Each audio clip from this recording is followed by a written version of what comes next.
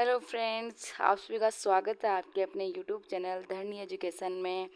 आशा करती हूँ कि आप सब अपनी जगह कुशल मंगल होंगे।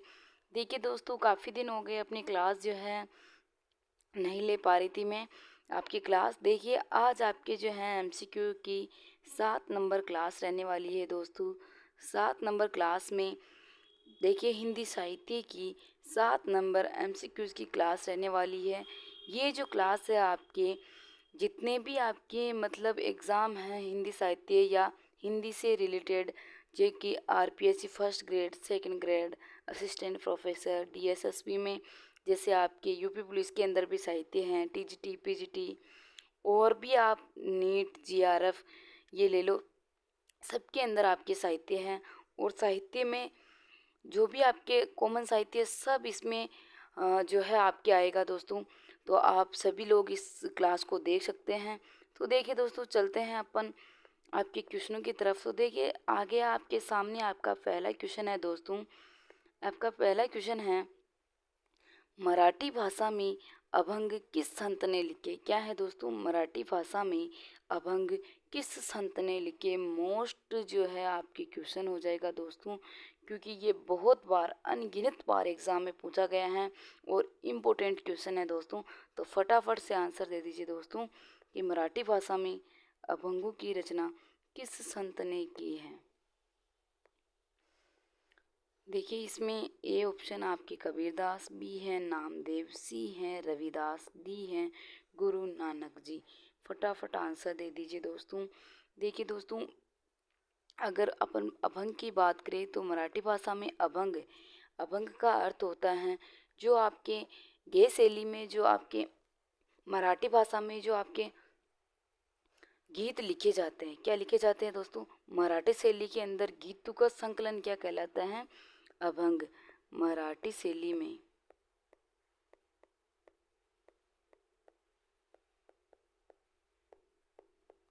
गीतों का संकलन क्या है दोस्तों? गीतों का संकलन क्या कहलाता है? गीतों का संकलन क्या कहलाता है दोस्तों? अभंग कहलाता है। क्या कहलाता है? अभंग। देखिए दोस्तों, अगर अपन आंसर की बात करें तो इसमें आपका बी ऑप्शन राइट आंसर हो जाएगा दोस्तों, बी ऑप्शन। देखिए अगर नामदेव के ऊपर बात करें दोस्तों, तो नामदेव का जो जन्म है 1267 ईस्वी में महाराष्ट्र के सतारा जिले में महाराष्ट्र के सतारा जिले में नरसी ग्राम में इनका जन्म हुआ। कहाँ हुआ दोस्तों? नरसी ग्राम में इनका जन्म हुआ। देखिए दोस्तों, अगर बात करें नामदेव की तो 1267 ईस्वी में महाराष्ट्र के सतारा जिले में नरसी ग्राम में इनका जन्म हुआ। कहाँ हुआ दोस्तों? नरसी ग्राम में। और इनके जो है इनको जो है विद्वानों ने क्या कहा दोस्तों? तो इनको संत ज्ञानेश्वर को विद्वानों ने इनका जो है गुरु माना। क्या माना दोस्तों? संत ज्ञानेश्वर को विद्वानों ने इनका गुरु माना। इनके अलावा इनके जो गुरु है ना दोस्तों, वो है संत विठोबा खेबर। क्या है दोस्तों? संत विठोबा खेबर।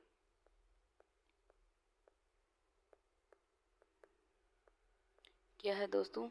संत विठोबा खेबर या विशोबा खेचर भी मिलता है। देखिए दोस्तों, इनके जो है ना 60 पदों का संकलन, कितने पदों का दोस्तों? 60 पदों का संकलन किसमें मिलता है दोस्तों? तो इनकी 60 पदों का संकलन गुरु ग्रंथ साहिब में मिलता है। किसमें मिलता है दोस्तों? गुरु ग्रंथ साहिब में मिलता है। किसमें मिलता है दोस्तों? गुरु ग्रंथ साहिब में मिलता है। देखिए दोस्तों, ये हो गई आपके नामदेव के बारे में। और बात करें तो इन्होंने सगुण पद, इनके जो सगुण पद हैं, इनके निर्गुण और सगुण दोनों थे। तो सगुण जो पद हैं वो ब्रज भाषा में, सगुण पद ब्रज भाषा में। सगुण पद किस भाषा में दोस्तों? सगुण पद ब्रज भाषा में। और इनके जो निर्गुण पद है ना दोस्तों, निर्गुण पद इनके मिलते हैं खड़ी बोली में। किस बोली में दोस्तों? खड़ी बोली में। तो ये हो गए आपके संत नामदेव के बारे में इम्पोर्टेंट जानकारी दोस्तों। इनका जन्म 1267 ईस्वी महाराष्ट्र के सतारा जिले में नरसीबेनी ग्राम में हुआ था। कुछ विद्वानों ने इनके जो गुरु हैं, गुरु संत ज्ञानेश्वर को भी माना, और जबकि इनका जो गुरु है संत विठोबा खेबर हैं।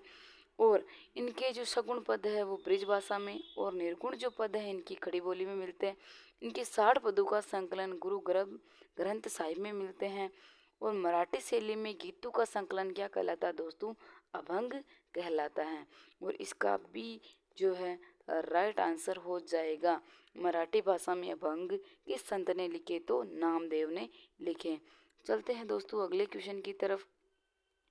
देखिए दोस्तों, अगला क्वेश्चन आ गया आपके सामने। आपका अगला क्वेश्चन क्या कहता है कि निम्न में से किस संत का जन्म 1398 ईस्वी काशी में हुआ था? क्या कह रहा है? किस संत का जन्म 1398 ईस्वी काशी में हुआ था? इसमें आपका जो है पहला जो आंसर हो जाएगा, ऑप्शन हो जाएगा नामदेव, बी है कबीर, सी है रविदास, डी है गुरु नानक। फटाफट आंसर दे दीजिए दोस्तों कि 1398 ईस्वी काशी में किस संत का जन्म हुआ। देखिए दोस्तों, बात करें तो इसका जो है आंसर आप फटाफट से सोच समझ के दे दीजिए दोस्तों, क्योंकि इस समय जो है आपके एक बहुत ही महान संत या महान पुरुष या महान व्यक्ति का जन्म हुआ था, और वो महान व्यक्ति हैं कबीरदास। कौन है दोस्तों? कबीरदास। तो बी ऑप्शन आपके राइट आंसर हो जाएगा। देखिए दोस्तों, कबीरदास की जन्म की बात करें तो इनका जन्म 1398 ईस्वी काशी के अंदर हुआ था। लेकिन इनकी मृत्यु की बात करें दोस्तों तो इनकी मृत्यु तो हुई थी 1518 ईस्वी मगहर में। इनकी मृत्यु हुई थी। कहाँ हुई थी दोस्तों? मगहर में इनकी मृत्यु हुई थी। देखिए दोस्तों, मगहर के अंदर एक कहावत चलती थी कि मगहर में जिसकी मृत्यु होती थी उसको नरक प्राप्त होता था। क्या प्राप्त होता था दोस्तों? नरक प्राप्त होता था। इसीलिए उस कहावत को गलत साबित करने या उस कहावत को मिटाने के लिए जो है आपके कबीरदास मगहर गए थे, और मगहर में इनकी मृत्यु हो गई थी 1518 में। और मगहर को नरक का द्वार कहा जाता है। क्या कहा जाता है दोस्तों? नरक का द्वार मगहर को कहा जाता है। और बात करें दोस्तों तो जो है कबीरदास जो हैं इनको ये जो एक विधवा ब्राह्मणी के पुत्र थे, उस ब्राह्मणी ने इनको लहर ताला तालाब में, किसमें दोस्तों? लहर ताला तालाब में, लहर ताला तालाब में बहा दिया था या उसके किनारे छोड़ दिया था। फिर इनका जो लालन पालन किया था वो किया था नीरू व नीमा नामक जुल्हा दंपति ने। किसने किया था दोस्तों? जुल्हा दंपति ने। जुल्हा का अर्थ क्या होता है दोस्तों? जो आपके कपड़े बुनने वाले होते हैं दोस्तों, उसे कहते हैं जुल्हा दंपति। क्या कहते हैं दोस्तों? जुल्हा। और कबीर जो है एक गृहस्थ संत थे, और कबीर की जो पत्नी है लोई, और कहीं जगह इसका नाम धनिया भी मिल जाता है। क्या मिल जाता है दोस्तों? धनिया भी इसका नाम जो है मिल जाता है। और इनके एक पुत्र था कमाल, और एक इनकी पुत्री थी कमाली। क्या थी दोस्तों? कमाली। तो ये दो इनके पुत्र पुत्री थे। ये गृहस्थ संत थे। इनका जन्म 1398 ईस्वी काशी में हुआ था। मृत्यु 1518 मगहर में हुई थी। मगहर को नरक का द्वार कहा जाता है। और ये एक विधवा ब्राह्मणी के पुत्र थे जिन्होंने इनको लहर ताला तालाब में के किनारे छोड़ दिया था। और इनका जो लालन पालन किया था वो नीरू नीमा नामक जुल्हा दंपति ने किया था। और इनकी पत्नी का नाम है लोही। कहीं जगह पे धनिया भी मिल जाएगा। इनका पुत्र है दोस्तों कमाल, और पुत्री है दोस्तों कमाली। तो ये हो गए कबीर के जो है सामान्य जीवन परिचय या सामान्य परिचय। चलते हैं दोस्तों अगले क्वेश्चन की तरफ। अगला क्वेश्चन क्या कहता है आपका? आपके सामने अगला क्वेश्चन है आपका कि कबीर की वाणी का संकलन या वाणियों का संकलन किसने किया? तो कबीर की वाणियों का संकलन इम्पोर्टेंट क्वेश्चन बन जाता है दोस्तों आपके, मोस्ट इम्पोर्टेंट क्वेश्चन बन जाता है आपके दोस्तों। रविदास, बी ऑप्शन है रजब, सी ऑप्शन है धर्मराज। सॉरी दोस्तों, यहाँ पे धर्मराज नहीं है, धर्मदास है। क्या है दोस्तों? धर्मदास है। डी ऑप्शन है सुंदरदास। क्या है दोस्तों? सुंदरदास। तो फटाफट आंसर दे दीजिए दोस्तों। देखिए दोस्तों, अगर बात करें तो जो है कबीर क्या थे दोस्तों? कबीर निरक्षर थे। क्या थे दोस्तों? कबीर क्या थे? निरक्षर थे। लेकिन जो इनकी वाणियाँ थी, इनकी वाणियों का संकलन इनका शिष्य था। कौन था इनका शिष्य? तो इनका शिष्य था धर्मदास। क्या था दोस्तों? धर्मदास। तो इसमें सी ऑप्शन आपका राइट आंसर हो जाएगा, क्योंकि धर्मदास ने इनकी जो है वाणियों का संकलन किसमें किया? इनकी वाणियों का संकलन, बीजक एक ग्रंथ है इनका, जिसमें इनकी वाणियों का संकलन किया। इनकी वाणियों का संकलन 3 भागों में किया गया। साखी, शबद, शबद ऐसे भी मिल जाएगा और वैसे भी मिल जाएगा। साकी, शबद और रमेनी, ये तीन भागों में है ये बीजक, जिसमें है साकी, शबद और रमेनी। साकी के अंदर आपके दोस्तों इसमें इन्होंने आत्मा की साक्षी के ऊपर लिखा। किसमें लिखा दोस्तों? आत्मा की साक्षी के ऊपर इन्होंने लिखा था। और ये जो इनकी इसकी जो भाषा थी वो थी सदुकड़ी। कौन सी थी दोस्तों? सदुकड़ी इसकी भाषा थी। कौन सी भाषा थी? सदुकड़ी इसकी भाषा थी। और शब्द की बात करें तो शब्द में जो है इनके गेय पद आते हैं। क्या आते हैं दोस्तों? इनके गेय पद आते हैं शब्द में। और शब्द की जो भाषा थी वो थी ब्रज भाषा। क्या थी दोस्तों? ब्रज भाषा। और रमेनी की बात करें दोस्तों तो रमेनी में इनके गेय चौपाइयाँ आती है। क्या आती हैं दोस्तों? गेय चौपाइयाँ। ये चौपाइयाँ इसमें आती हैं। और इसमें जो है ब्रज भाषा में है ये गे चौपाइयाँ। और इसके अलावा इसमें पूरी भाषा का पुटिया प्रभाव भी नज़र आता है। क्या आता है? पूरी भाषा का पुटिया प्रभाव भी नज़र आता है। तो ये हो गई दोस्तों आपके कबीर की वाणियों का संकलन। धर्मदास ने किया। किस नाम से किया? बीजक नाम से किया। बीजक कितने भागों में थी? तो बीजक 3 भागों में थी, साकी, शबद, रमेनी। और साकी के अंदर इन्होंने आत्मा की साक्षी पर लिखे गए दोहे हैं, और जो कि शतुगड़ी भाषा में थे। और शबद में इनके गेय पद आते हैं जो कि ब्रज भाषा में है। और रमेनी में इनके ये चौपाइयाँ आती हैं जो भी ब्रज भाषा में थी, लेकिन इसके ऊपर पूरी भाषा का पुटिया प्रभाव नजर आता था। देखिए दोस्तों, ये हो गया आपका 3 नंबर क्वेश्चन कंप्लीट। चलते हैं अगले क्वेश्चन की तरफ दोस्तों। अगला क्वेश्चन क्या कहता है आपका? अगला क्वेश्चन कह रहा है कि कबीर को भाषा या वाणी का डिक्टेटर किसने कहा? मोस्ट इम्पोर्टेंट क्वेश्चन है, मोस्ट इम्पोर्टेंट क्वेश्चन है दोस्तों। तो फटाफट आंसर दे दीजिए दोस्तों। आचार्य शुक्ल ने, नाथ मुनि ने, हजारी प्रसाद द्विवेदी ने, राम कुमार वर्मा ने। फटाफट आंसर दे दीजिए दोस्तों, सोच समझ के आंसर दे दीजिए कि भाषा या वाणी का डिक्टेटर किसने कहा? तो बात आती है दोस्तों आपकी जो है हजारी प्रसाद द्विवेदी ने कबीर को भाषा या वाणी का डिक्टेटर कहा। तो सी ऑप्शन आपके राइट आंसर हो जाएगा दोस्तों। चलते हैं अगले क्वेश्चन की तरफ। इसमें बात करें दोस्तों तो इसमें देखो कबीर की सदुकड़ी आ जाएगी, ब्रज आ जाएगी। सदोकड़ी, ब्रज, मतलब जो है कबीर को बहुत सारी ऐसी भाषाएं हैं जिनका ज्ञान था, इसीलिए हजारी प्रसाद द्विवेदी ने इनको भाषा या वाणी का डिक्टेटर कहा। अगला 5 नंबर क्वेश्चन आपके सामने आ गया है। देखो दोस्तों, बहुत ही कंफ्यूज करने वाला जो है क्वेश्चन आ गया आपके सामने। क्वेश्चन है, मन चंगा तो कटौती में गंगा पंक्ति किस संत की है? मन चंगा तो कटौती में गंगा पंक्ति किस संत की है? देखिए, मन चंगा तो कटौती में गंगा, और एक आती हैं अवधू मन चंगा तो कटौती में, अवधू मन चंगा तो कटौती में गंगा।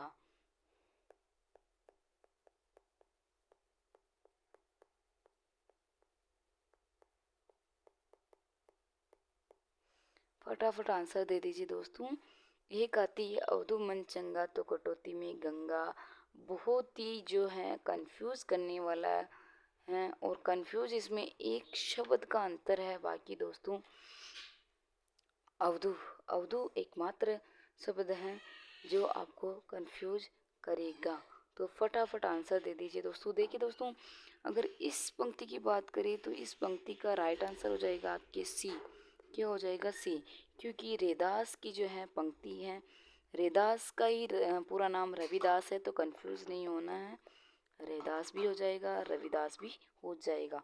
और इसकी बात करें दोस्तों तो ये आपके गोरखनाथ की पंक्ति है। किसकी है दोस्तों? गोरखनाथ की पंक्ति है। तो आपको ध्यान रखना है, जहाँ अवधू आ जाएगा वहाँ गोरख आ जाएंगे। क्या आ जाएंगे दोस्तों? अवधू मन चंगा तो कटौती में गंगा गोरखनाथ, और मन चंगा तो कटौती में गंगा किसकी है? रैदास की। तो और अगर अपन रैदास की बात करें दोस्तों तो जो इनके ये किसके समकालीन थे? तो ये कबीर के समकालीन थे। रैदास जी जो हैं कबीर के समकालीन थे।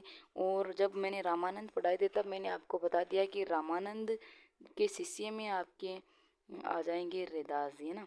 तो ये रामानंद इनके गुरु थे। और ये चमार जाति के थे। क्या कौन सी जाति के दोस्तों? चमार जाति के थे। और ये कौन चमार जाति के थे, तो ये चरम कार्य करते थे। और इनकी पत्नी की बात करें दोस्तों तो इनकी पत्नी का नाम मिल जाएगा लोना। क्या नाम मिल जाएगा? लोना। और इनकी जो वाणियों का संकलन है वो रविदास की बानी या रविदास बानी नाम से किया गया। इनकी वाणियों का संकलन किस नाम से किया गया? रविदास बानी के नाम से या रविदास की बानी के नाम से इनकी रचनाओं का या वाणियों का संकलन किया गया। और इनका जो प्रिय अलंकार है दोस्तों, इनका प्रिय अलंकार आ जाएगा रूपक अलंकार। क्यों? कौन सा आ जाएगा दोस्तों? रूपक अलंकार। तो ये हो गई आपके रविदास के बारे में महत्वपूर्ण जानकारी दोस्तों। देखिए रविदास जो है कबीरदास के समकालीन थे। इनके गुरु थे रामानंद जी। ये चमार जाति से थे। ये चरम कार्य करते थे। इनकी पत्नी लोना, इनका प्रिय अलंकार रूपक। और एक आती है पंक्ति अवधू मन चंगा तो कटौती में गंगा। ये किसकी रचना किसकी पंक्ति है दोस्तों? तो ये आपके गोरखनाथ की पंक्ति है। और मन चंगा तो कटौती में गंगा ये आ जाएगी आपकी रविदास की। चलते हैं अगले क्वेश्चन की तरफ दोस्तों। अगला क्वेश्चन है दोस्तों आपके अगला क्वेश्चन आ गया है कि कबीर की वाणियों का प्रमाणिक संकलन कबीर ग्रंथावली में किसने किया? देखिए एक क्वेश्चन तो था कबीर की वाणियों का संकलन किसने किया। तो कबीर की वाणियों का संकलन तो आपके बीजक में धर्मदास ने किया था। लेकिन कबीर की वाणियों का जो प्रमाणिक संकलन है वो किसने किया? तो दोस्तों आपके इसमें आ जाएगा आचार्य शुक्ल, राहुल सांकृत्यायन, डॉक्टर नगेंद्र, श्याम सुंदर दास। तो ये भी आपके इम्पोर्टेंट क्वेश्चन बन जाएगा दोस्तों। देखिए दोस्तों मतलब जो भी मैंने आपको थ्योरी के अंदर नोट्स लिखवाए हैं वो एक एक लाइन इम्पोर्टेंट है। क्वेश्चनों की एक एक लाइन में एक एक क्वेश्चन छुपा हुआ है दोस्तों, और वही क्वेश्चन उठा के मैं आपको दे रही हूँ। तो आपने मेरी थ्योरी की जो क्लास है वो नहीं देखी हो तो इसी चैनल के अंदर आप प्ले लिस्ट खोल कर आप थ्योरी की क्लास दे सकते हो। और अगर आप चैनल में नहीं हो तो चैनल को सब्सक्राइब ज़रूर कर देना दोस्तों। क्लास अच्छी लगे तो लाइक कर देना दोस्तों। और शेयर तो आपको करनी ही करनी है दोस्तों, क्योंकि जो है इस क्लास का ज़्यादा से ज़्यादा जो है स्टूडेंट फ़ायदा उठा सके, इसीलिए आपको शेयर तो करनी ही है दोस्तों। तो फटाफट से क्लास को लाइक शेयर सब्सक्राइब कर दीजिए। और आपने अगर थ्योरी की क्लास नहीं देखी है तो जाके देख लीजिए और फटाफट से आंसर भी दे दीजिए। और लास्ट में आप जो है आपकी तुलनात्मक रूप से आप बताना कि आपके कितने क्वेश्चन जो हैं इन क्वेश्चनों में से सही हुए हैं दोस्तों। और कोशिश ये करूँगी कि आपके जो हैं 4 ऑप्शन देती हूँ, चारों ऑप्शनों का या जो आपके क्वेश्चन आ जाता है उससे रिलेटेड में सारी चीज़ें या किसी भी कवि के बारे में सारी चीज़ें मैं आपको खोल के बताने की पूरी कोशिश करूँगी। फटाफट से आप आंसर दे दीजिए दोस्तों। जो है कबीर की वाणियों का संकलन है, कबीर की वाणियों का संकलन प्रमाणिक संकलन कबीर ग्रंथावली में जो है श्याम सुंदर दास ने किया था दोस्तों। किसने किया था? श्याम सुंदर दास ने। तो डी ऑप्शन आपके राइट आंसर हो जाएगा। और एक बात और बता दीजिए दोस्तों कि ये कबीर जो शब्द है इसका शाब्दिक अर्थ क्या होता है? कबीर शब्द का जो है शाब्दिक अर्थ होता है महान। क्या होता है दोस्तों? महान। और बात करें दोस्तों तो जो आपके कबीरदास जी है वो किसके समकालीन थे? तो ये कबीरदास जी जो हैं सिकंदर लोधी के समकालीन थे। किसके समकालीन थे दोस्तों? सिकंदर लोधी के समकालीन थे। और कबीरदास के गुरु की बात करें दोस्तों तो रामानंद जी, जब मैंने आपको बताए थे तब मैंने बता दिया कि कबीर के गुरु है रामानंद। क्या है दोस्तों? रामानंद जी जो है कबीर के गुरु थे। और बात करें दोस्तों तो ये हैं आपके कबीर, जो श्याम सुंदर दास है ना दोस्तों, श्याम सुंदर दास ने कबीर की जो भाषा है या कबीरदास को की भाषा को, अगर श्याम सुंदर दास से रिलेटेड क्वेश्चन आ जाए तो कबीरदास की वाणियों का संकलन प्रमाणिक रूप से कबीर ग्रंथावली श्याम सुंदर दास ने किया। और श्याम सुंदर दास ने कबीर की भाषा को क्या कहा? कबीर की भाषा को कहा पंचमेल खिचड़ी। क्या कहा दोस्तों? पंचमेल खिचड़ी। तो ये हो गई और इम्पोर्टेंट जानकारी। तो चलते हैं अगले क्वेश्चन की तरफ दोस्तों। 6 नंबर क्वेश्चन हो गया आपके। 7 नंबर क्वेश्चन आ गया आपके सामने। 7 नंबर क्वेश्चन कह रहा है कि जप्पू जी किस संत की रचना है? जप्पू जी भी इम्पोर्टेंट रचना है दोस्तों। तो जप्पू जी आपके ऑप्शन है रविदास, बी है सुंदरदास, सी है गुरु नानक, डी है रज्जब जी। फटाफट सोच समझ के सही आंसर दे दीजिए दोस्तों। देखिए दोस्तों, बात करें जप्पू जी किसकी रचना है तो जप्पू जी आपके जो हैं गुरु नानक जी की रचना है। किसकी है दोस्तों? गुरु नानक जी की। तो सी ऑप्शन आपके इसमें राइट आंसर हो जाएगा दोस्तों। देखिए गुरु नानक जी के ऊपर थोड़ी सी नज़र फेर लेते हैं। गुरु नानक जी के ऊपर नज़र फेरते हैं तो देखते हैं दोस्तों, इनका जन्म जो है 1469 ईस्वी के अंदर तलवड़ी ननकाना साहिब में हुआ था। तलवड़ी ननकाना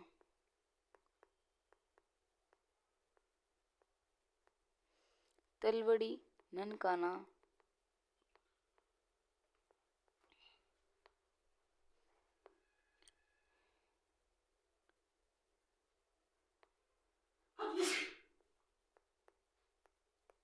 तलवड़ी ननकाना साहिब में इनका जन्म हुआ था दोस्तों। कहाँ हुआ था दोस्तों?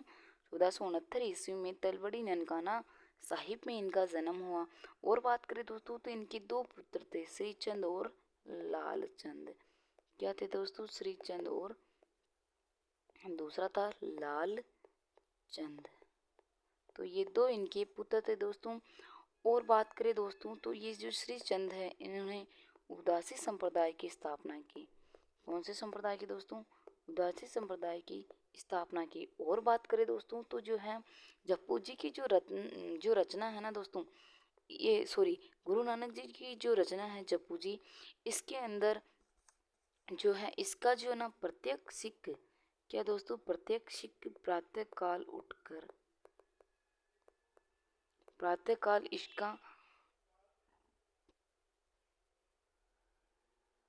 इसका स्मरण करता है या इसका पाठ करता है। इसका पाठ प्रत्येक सिख प्रातः काल उठ करके करता है। क्या करता है दोस्तों? प्रत्येक सिख प्रातः काल उठ करके इसका पाठ करता है। और इसमें जो है इसका वर्ण्य विषय या इसमें क्या है तो इसमें नानक का जीवन दर्शन है। क्या है दोस्तों? नानक जी का जीवन दर्शन है। क्या है दोस्तों? नानक जी का जीवन दर्शन है। इसीलिए जितने भी सिख धर्म के लोग हैं या प्रत्येक सिख प्रातःकाल सुबह उठ कर के इसका पाठ करते हैं दोस्तों। ठीक है दोस्तों, ये हो गई आपके जप्पू जी और गुरु नानक जी। जप्पू जी इनकी रचना और गुरु नानक जी के बारे में महत्वपूर्ण जानकारी। और बात करें दोस्तों तो जो आपके गुरु नानक जी हैं इनकी रचना है, इसके अलावा इनकी एक और रचना आती है असादीवार। क्या आती है दोस्तों? असादीवार। और इसके अलावा एक और आती है रही रास। और इसके अलावा एक और आती है दोस्तों इसकी सोहिला। तो ये 4 इनकी जो है इम्पोर्टेंट रचना आती हैं। लेकिन इनमें जो मोस्ट है वो आपके हैं जप्पू जी। क्या है दोस्तों? जप्पू जी।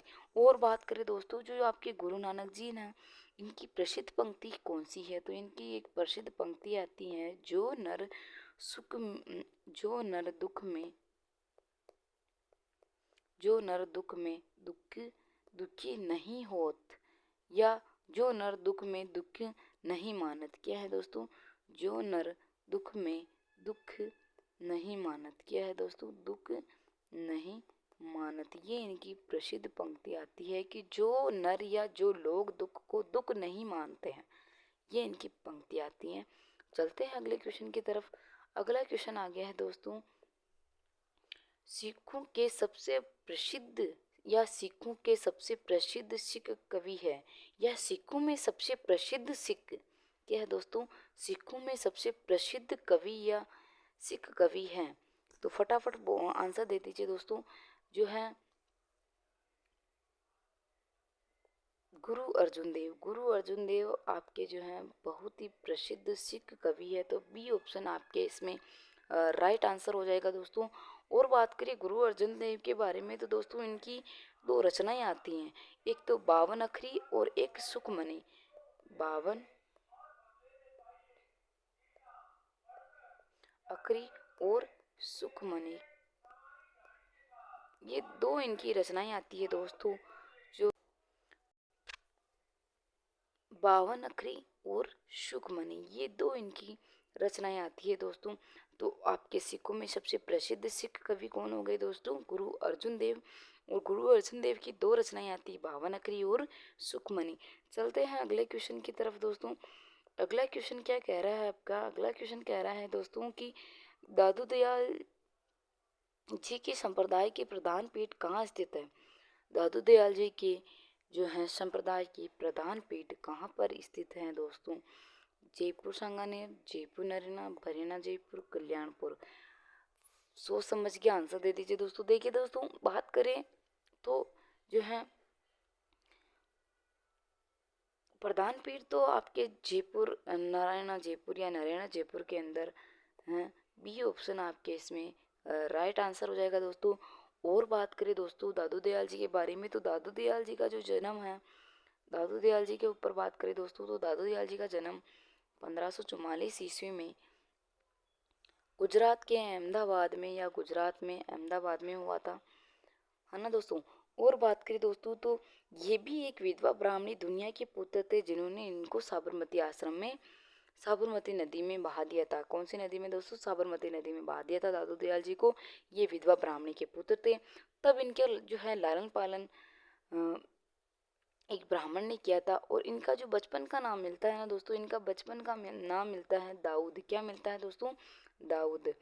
और बात करें दोस्तों तो दादू ने परम ब्रह्म संप्रदाय की स्थापना की। कौन से संप्रदाय की दोस्तों? परम ब्रह्म संप्रदाय की स्थापना की। परम ब्रह्म संप्रदाय की स्थापना की।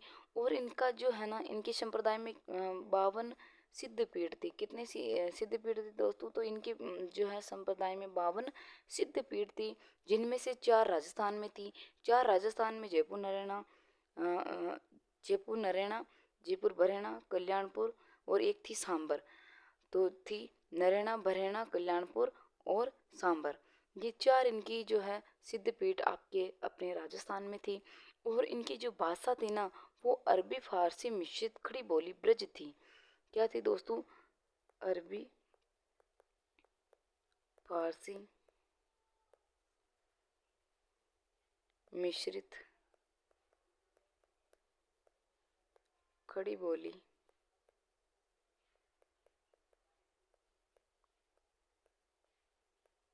क्या थी दोस्तों? अरबी फारसी मिश्रित खड़ी बोली ब्रज थी। और बात करें दोस्तों तो इनकी जो रचनाएं हैं, इनकी रचनाओं का प्रमाणिक संकलन किसने किया? तो दादू दयाल नाम से परशुराम चतुर्वेदी ने इनकी परशुराम चतुर्वेदी ने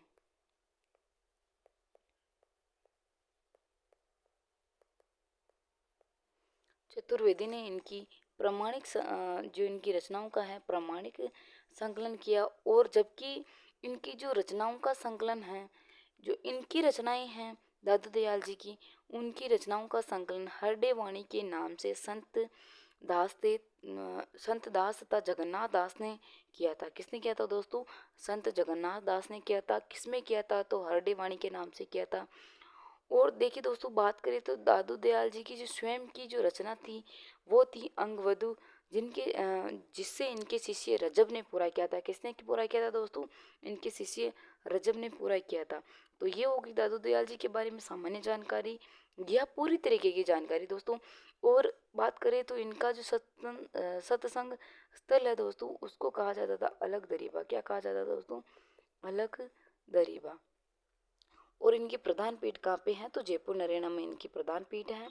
दादू दयाल जी का जन्म 1544 ईस्वी में गुजरात में हुआ था। और इनकी रचनाओं का प्रमाणिक संकलन परशुराम चतुर्वेदी ने किया था। उनका बचपन का नाम दाऊद था। इनके सत्संग स्थल को लखदीपा कहा जाता था और इन्होंने परम ब्रह्म संप्रदाय की स्थापना की थी। इनके जो संप्रदाय हैं इनमें 52 सिद्ध पीठ थी, जिनमें से 4 राजस्थान में हैं और इनकी अरबी फारसी मिश्रित खड़ी बोली ब्रज इनकी भाषा थी। क्या थी दोस्तों? भाषा कौन सी थी? खड़ी बोली मिश्रित ब्रज भाषा थी। अगले क्वेश्चन की तरफ दोस्तों चलते हैं। अगला क्वेश्चन आपके सामने आपका आ गया है। अगला क्वेश्चन क्या कह रहा है कि दादू दयाल जी की स्वयं की रचना अंग वधु को पूरा किसने किया?